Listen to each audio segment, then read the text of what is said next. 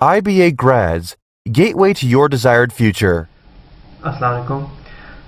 आज इंशाल्लाह हम ऐसे के ऊपर थोड़ी सी बात करेंगे। आईबीए में जो ऐसेज आते हैं उनके अंदर अगर हम टाइम की बात कर लें तो टाइम फ्रेम हमारे पास होता है 40 मिनट्स नॉर्मली जो देखा गया है, और इन 40 मिनट्स के अंदर हमें तकरीबन दो ऐसेज लिखने होते हैं, जिसका मतलब ये बनता है कि फॉर ईच ऐसे हमारे पास तकरीबन 20 मिनट्स होते हैं।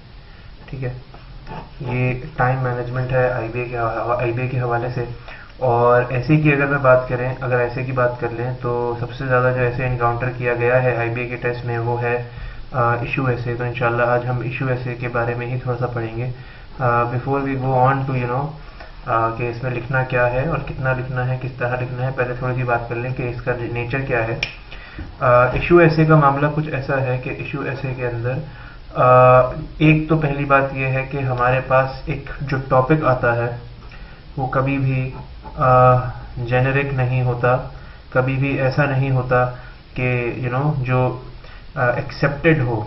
एक्सेप्टेड से क्या मुराद, मिसाल के तौर पे अगर एक टॉपिक आ गया हमारे पास कि every action has an equal and opposite reaction, तो ये एक ऐसा टॉपिक है जो इसके ऊपर पूरी दुनिया मानती है, तो इसके ऊपर कोई दो राय नहीं हो सकती। जब भी हमारे पास कोई टॉपिक आएगा इशू ऐसे में तो वो ऐसा टॉपिक होगा जिस पे कोई डिबेट हो सकती है। मिसाल के तौर पे अगर मैं ये बोलूं कि कनाडा की जो करंट इकोनॉमी है वो दुनिया की सबसे बेहतरीन इकोनॉमी है, तो इसके ऊपर बहुत डिबेट हो सकती है। कुछ लोग कहेंगे कि हाँ भाई वाकई करंट इकोनॉमी जो है उसकी वो बेहतरीन इकोनॉमी है, और कुछ कहेंगे कि भाई नहीं, ये जो इकोनॉमी है ये सबसे अच्छी इकोनॉमी नहीं है, और दोनों के पास अपने अलग अलग रीजन होंगे। तो जो भी टॉपिक होगा हमारा इशू ऐसे में वो डिबेटेबल होगा, उसके ऊपर डिबेट की जा सकती है, उसके ऊपर दो राय रखी जा सकती है, पहली बात। दूसरी बात यह है जो इसी में से निकल के आती है कि क्योंकि उसके ऊपर डिबेट की जा सकती है तो इशू ऐसे के अंदर ये ज़रूरी होता है कि आप अपनी एक कंटेंशन, अपनी एक राय इसके ऊपर कायम कर लें। आप टॉपिक में दो तरफा बात नहीं कर सकते। टॉपिक जो भी हो उसमें आपको या तो टॉपिक के फेवर में होना पड़ेगा या टॉपिक के अगेंस्ट में होना पड़ेगा। अगर आप दोनों तरफ होके बात करेंगे तो आपको पॉइंट्स नहीं मिलेंगे। ये बहुत इंपॉर्टेंट है, इसको हम कहते हैं कि आपको इशू ऐसे में स्टैंस लेना बहुत ज़रूरी है। विदाउट एक ऐसे जिसमें स्टांस नहीं लिया हुआ होता, ऐसे ऐसे को ज़ीरो स्कोर किया जाता है नॉर्मली। ठीक है, एक बात ये। और तीसरी चीज़ इसके अंदर जो इम्पोर्टेंट है वो ये है कि हमारी जो एग्जांपल्स हैं, ज़ाहिर है हम जब एक राय कायम करेंगे कि भाई मैं फेवर में हूँ या मैं अगेंस्ट में हूँ, तो ज़ाहिर है उसको प्रूव करने के लिए हम एग्जांपल्स देंगे। तो वो जो एग्जांपल्स होंगी वो जनरल नहीं होनी चाहिए, they should be from the real world. For example there was this topic के are leaders always remembered or forgotten one day। इसमें दो बातें हो सकती हैं, या तो मैं ये बोलूंगा कि भाई लीडर्स को हमेशा याद रखा जाता है, या फिर मैं ये बोलूंगा कि उनको भुला दिया जाता है। तो जिस भी मैं तरफ जाता हूं उस टॉपिक के अंदर मुझे उसको साबित करने के लिए एक्चुअल एग्जांपल्स देनी पड़ेंगी, यानी कि एक्चुअल मुझे ऐसे लीडर्स के बारे में बात करनी होगी जिन्होंने अपनी ज़िंदगी में कोई काम किया था और उनको आज याद रखा जाता है। और अगर मैं ये कह रहा हूँ कि लीडर्स को बुला दिया जाता है तो मैं फिर ऐसे लोगों की बात करूंगा जिन्होंने अपनी लाइफ टाइम में बहुत ज़बरदस्त काम किया मगर आज उनको भुला दिया जाता है। अगर मैं जेनरिक बात करूंगा कि भाई लीडर्स तो ऐसे होते हैं, लीडर्स तो वैसे होते हैं, ये वो करके अगर मैंने ख़त्म कर दिया तो that would be counted as a generic essay, and the generic essays are not scored at IBA. So these are a few things that we need to take care of when we are writing issue essay. Now let's talk about let's just talk about time management. I have a channel for you guys and it's very important कि हम उस channel को follow करें। I divide this essay into three parts. The first part is the thinking process.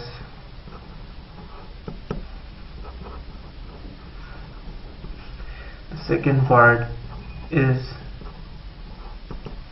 the writing process, and the third part is the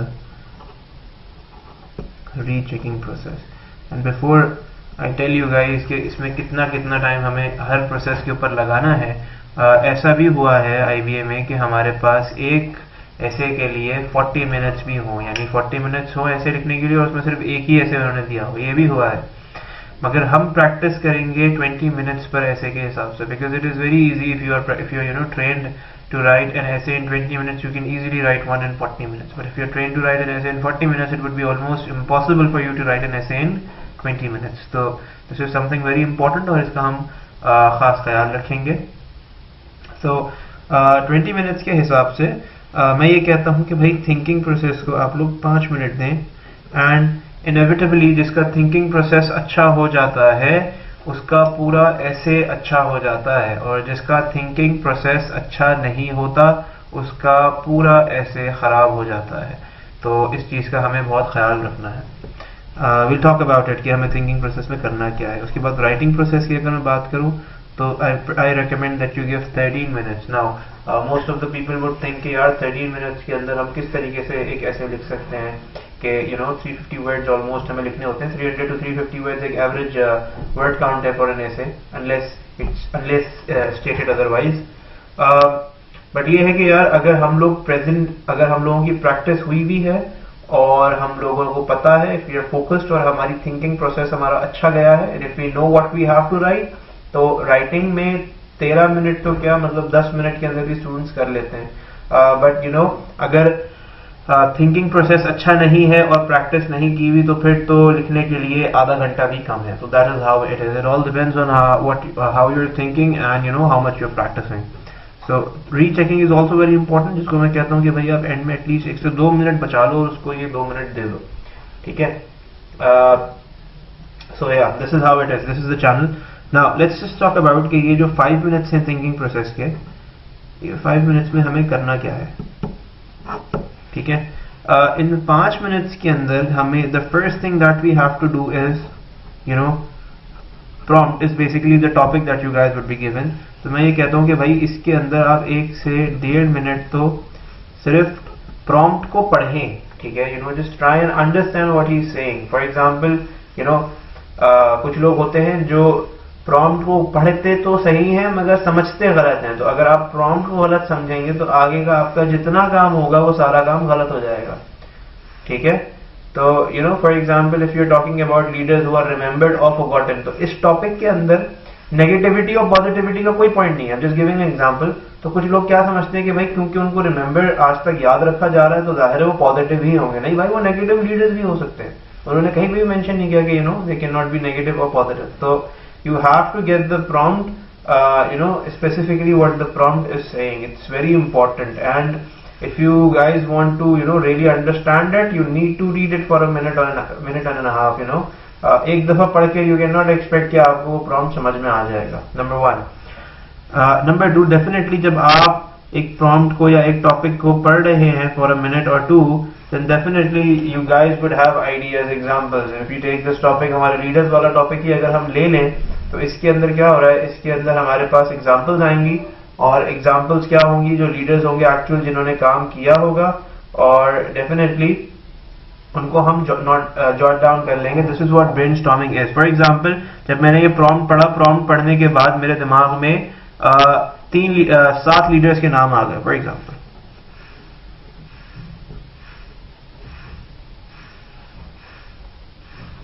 ठीक है।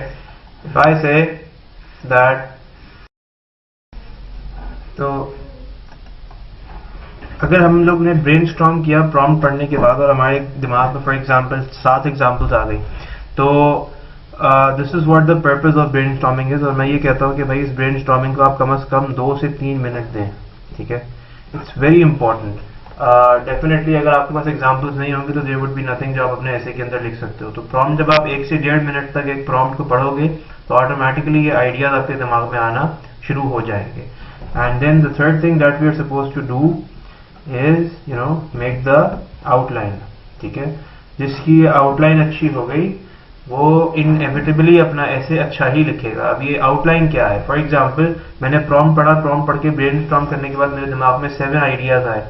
It's only obvious that if I have 20 minutes, I cannot write on all of the topics. तो क्या मैं बोलूंगा भाई कि recommended तो ये है कि मैं किसी 3 के ऊपर मैं लिखूं, तो 3 जो है मैं इनमें से कोई चूज कर लूँ। वो 3 कौन से हैं? For example 7, 6, 4 and 1। ये मैंने कट कर दिया। मैंने बोला कि भाई 2, 3 एंड 5 के ऊपर मेरे पास सबसे अच्छी इंफॉर्मेशन है, तो मैं ये लिखूंगा। नाउ अगर 5 मिनट में मैंने ये काम कर लिया है कि I have read the prompt, I have done the brainstorming and I have made my outline, I now know मुझे किसके ऊपर क्या बात करनी है, यानी कि जब मैं लिखना शुरू करूंगा and I will start with the writing thing, तो उस वक्त मुझे सोचने की बिल्कुल भी जरूरत नहीं होगी। एंड दैट इज हाउ हम 13 मिनट में बड़ी आसानी से अपना ऐसे कंप्लीट कर सकते हैं। ठीक है, तो this is the first thing कि आप अपना जो राइटिंग प्रोसेस है उसका जो थिंकिंग पार्ट है वो आप किस तरीके से आप करेंगे। अगर यहां तक बात समझ आती है तो if we move on to the writing process, तो राइटिंग प्रोसेस में हमारे पास टेक्निकली है तो यही कि अब वो 13 मिनट्स है हमारे पास, तो 13 मिनट्स में हमारे पास सबसे पहले तो हमारे ऐसे का इंट्रोडक्शन है।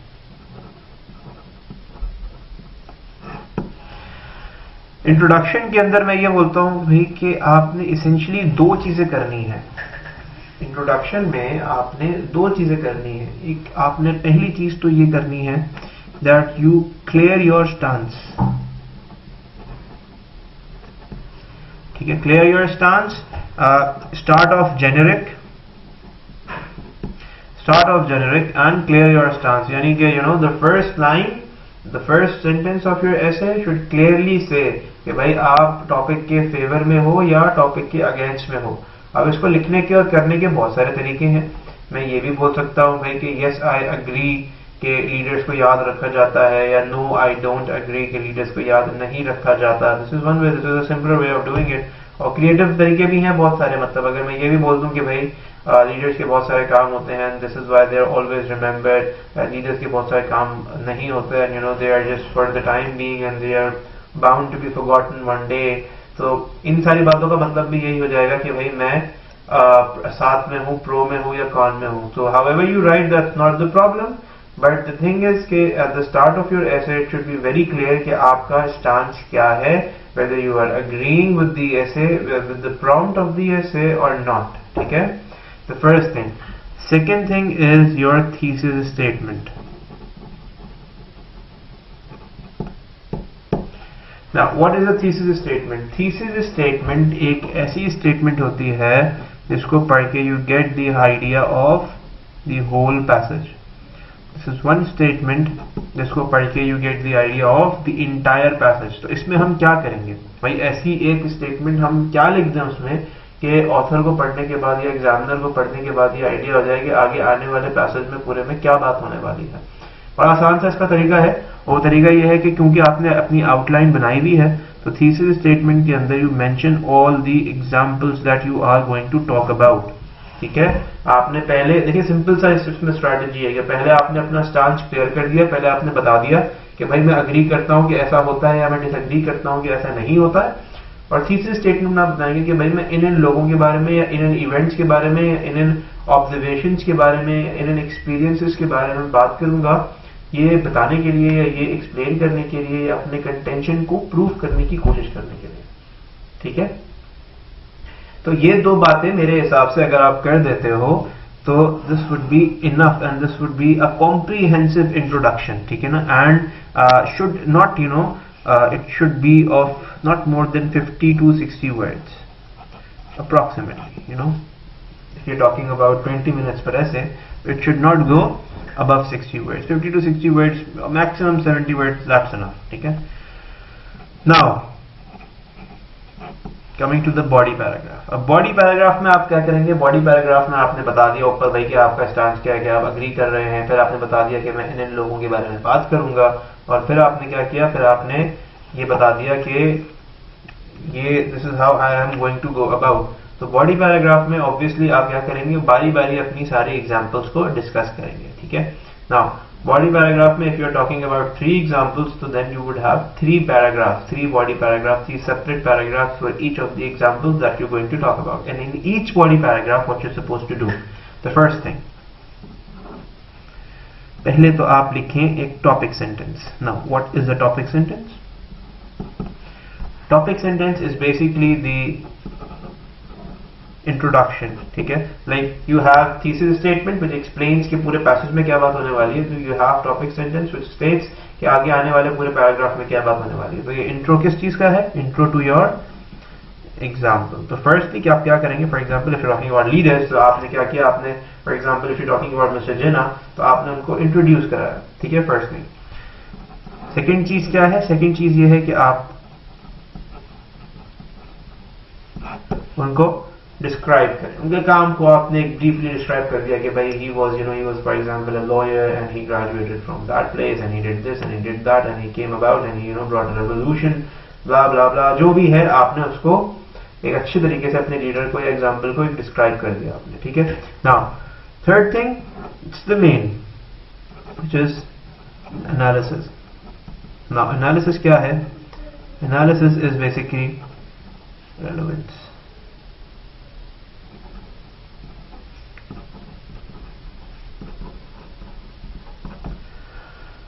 एनालिसिस क्या है, आपके टॉपिक के साथ आपका रेलेवेंस, ठीक है ना। यानी कि ये कहा जाता है कि अक्सर बच्चे जो इश्यू ऐसे लिखते हैं उनकी आर्ग्यूमेंट स्ट्रांग नहीं होती। तो आर्ग्यूमेंट स्ट्रांग करने का मतलब क्या है कि जो आर्ग्यूमेंट है वो अच्छे तरीके से टॉपिक से रिलेट कर रही हो। जितना ज्यादा टॉपिक से एग्जाम्पल रिलेट करेगी उतनी ज्यादा आर्ग्यूमेंट स्ट्रांग होगी, B it any generic example और any leader observation, experience, anything what you're writing about, it can be anything. अगर वो रिलेट कर रही है अच्छे से टॉपिक से तो वो आपको अच्छे मार्क्स दिला देगी और आर्गुमेंट स्ट्रांग भी होगी। और अगर हम बात करें ना कि आप बॉडी पैराग्राफ को अगर आपको 10 में से स्कोर करना है तो इन दो में आपके पास मेरे ख्याल है 4 मार्क्स होंगे और इसके आपके पास 6 मार्क्स होंगे। Analysis is very important.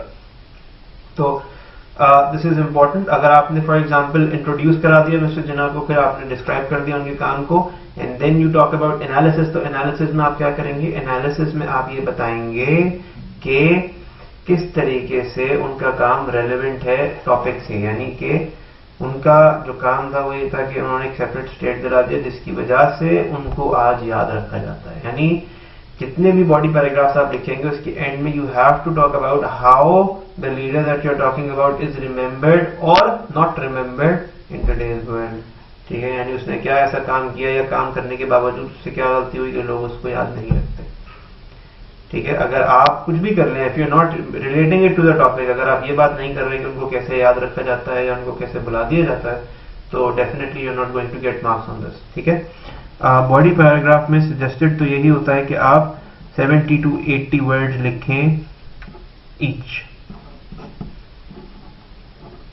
ठीक है। तो यानी हर पैराग्राफ के अंदर अगर आप 70 to 80 वर्ड लिखेंगे, and if you making 3 paragraph, so that would constitute, this is 60, this would be round about 240, this would be 300, and a conclusion of 50 words. That is the complete issue essay. Now you have conclusion. Conclusion में क्या करना है, conclusion के अंदर आपने essentially you have to restate the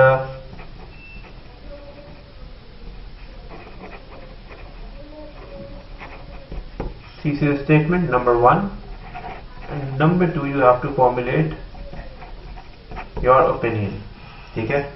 thesis statement को restate करने का मतलब ये बिल्कुल भी नहीं है कि आपने थीसिस स्टेटमेंट के अंदर जो बात की गई है उसको ही पैराफ्रेज करके लिख दें। रीस्टेट करने का मतलब ये होता है कि आपने थीसिस स्टेटमेंट के अंदर जिक्र किया 3 एग्जांपल्स का जिन पे आप बात करेंगे और बॉडी पैराग्राफ में आपने उन पे बात की, तो डेफिनेटली तीनों रिलेट कर रहे हैं टॉपिक से, तीनों कहीं ना कहीं कन्वर्ज हो रहे हैं, तो वो कन्वर्जिंग पॉइंट आपने थीसिस स्टेटमेंट का रीस्टेट करना है। इसके अंदर मिसाल के तौर पे आप कंक्लूजन में ये कह सकते हैं कि तीनों एग्जांपल जो मैंने लिखी वो तीनों के तीनों दे वर ग्रेट, उन्होंने कोई काम बड़ा किया जिसकी वजह से उनको आज याद रखा जाता है, या फिर उन्होंने जो काम किया उसका लोगों के ऊपर एक इम्पैक्ट था, और वो हालांकि खुद तो मॉर्टल थे और वो खुद तो मर गए, खुद तो दुनिया से चले गए, मगर उनका जो काम था उसका इम्पैक्ट अभी तक इमॉर्टल है, इसीलिए उनको याद रखा जाता है। और अगर जो लोग ये कह रहे हैं कि भाई लीडर्स को बुला दिया गया है, तो वो ये बात कर सकते हैं कि भाई उन्होंने काम भी बहुत अच्छा किया, सब कुछ बहुत अच्छा था, लीडर भी बड़े अच्छे थे, मगर शायद उनका जो काम था उसका इम्पैक्ट इतना बड़ा नहीं था कि उनको आज याद नहीं रखा जाता। तो ये बात इस तरीके से, I am just making it up right now and you can say it in any way you want to, but the thing is that it should be in relevance कि आपने कन्वर्ज कर दिया तीनों लीडर्स को और उनकी एक summary बना के आपने यहाँ पे लिख दी थी, ये एक बात होगा, छोटा सा आपने इसको करना है और ओपिनियन के अंदर डेफिनेटली आपने अपनी एक राय देनी है कि लीडर्स को याद रखा जाता है या नहीं रखा जाता, आपके हिसाब से क्या होता है।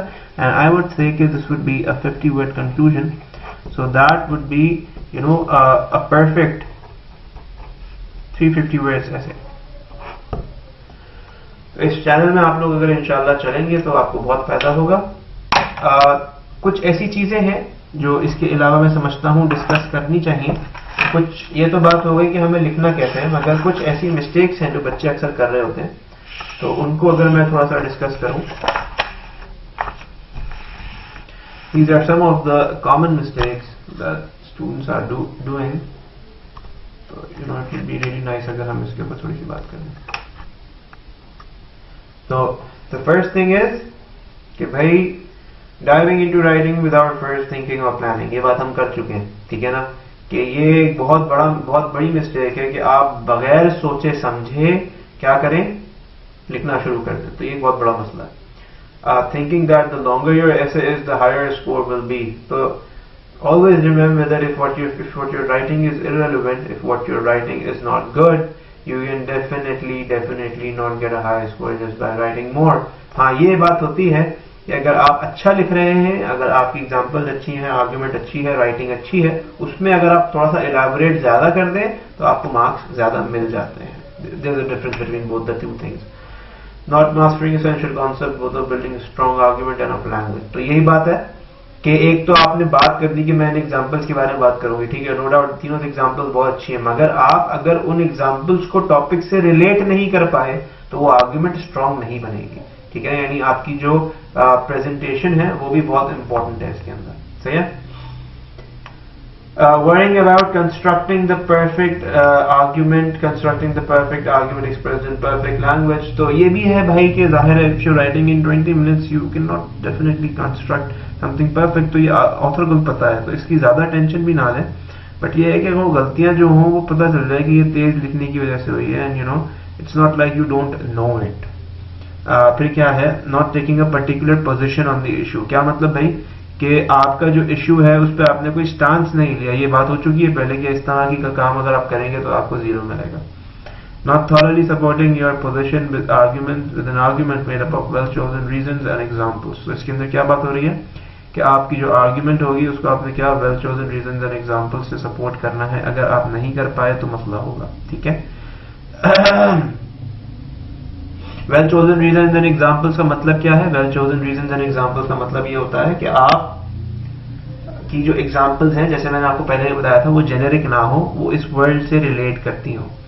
Not varying your sentence structure accurately and appropriately and making prominent grammatical errors. दो चीजें हैं इसमें, एक तो सेंटेंस स्ट्रक्चर की बात है, तो पहले इस चीज को समझ लें कि ये चीज बहुत इंपॉर्टेंट है कि आप डिफरेंट टाइप ऑफ सेंटेंसेस को अपने ऐसे के अंदर इनकॉर्पोरेट करें। आपके जितने भी सेंटेंसेस हैं वो सारे के सारे शॉर्ट नहीं होने चाहिए, सारे के सारे कॉम्प्लेक्स नहीं होने चाहिए और सारे के सारे कॉम्पाउंड नहीं होने चाहिए। You need to spice it up a bit. आपके जो ऐसे हैं उसके अंदर डिफरेंट टाइप ऑफ सेंटेंसेस होने चाहिए। कभी आपने कॉम्प्लेक्स सेंटेंस लिख दिया which is followed by a simple small sentence, तो ये जब डिफरेंट आपकी एक वैरायटी आएगी सेंटेंस स्ट्रक्चर में तो it would look good. After that you have grammatical errors, ये तो आपके ऐसे की क्रेडिबिलिटी को काफी नुकसान पहुंचाता है। We have to make sure that we have a strong grip on our grammar and what we're writing is grammatically correct. Otherwise, it would hurt us a lot. It can hurt the score a lot. Number 8, if you don't know the meaning of a word, if you don't know the degree of a word, you don't use it. आप अगर simple English में लिख देंगे, plane English में लिख देंगे, आपकी grammar अच्छी है, स्ट्रक्चर अच्छा है, everything else, if it's good, आपको मार्क्स मिल जाएंगे पूरे। मगर अगर आपने वोकैबुलरी लिखी और वोकैबुलरी हैवी वोकैबुलरी डालने की कोशिश करी और उसका मीनिंग आपको नहीं पता था, डिग्री नहीं पता थी वर्ड की और आपने गलत यूज कर दिया, तो उससे आपके मार्क्स कट भी सकते हैं। Deviating from your outline in the middle of your एसे, देखें बात यही है कि आप अगर पॉजिटिव शुरू करते हैं और नेगेटिव हो जाते हैं बीच में, या नेगेटिव शुरू करते हैं और पॉजिटिव हो जाते हैं बीच में, तो भी आपको 0 मिलेगा, ठीक है ना। You have to stick to your stand till the end. Writing illegibly. Now, the 9 things that we talked about, they were about writing. Now, this is about handwriting. Writing illegibly का मतलब कि भाई जो आप लिख रहे हैं वो समझ में ही नहीं आ रहा। तो अगर आप जो बात कर रहे हैं वो समझ में ही नहीं आ रही तो हर हालत में आपको जो स्कोर मिलेगा वो 0 ही मिलेगा। ठीक है, so this was it, this was the issue essay, how you have to plan, how you have to write, and what are the common mistakes that you need to save yourself from. So yeah, all the best.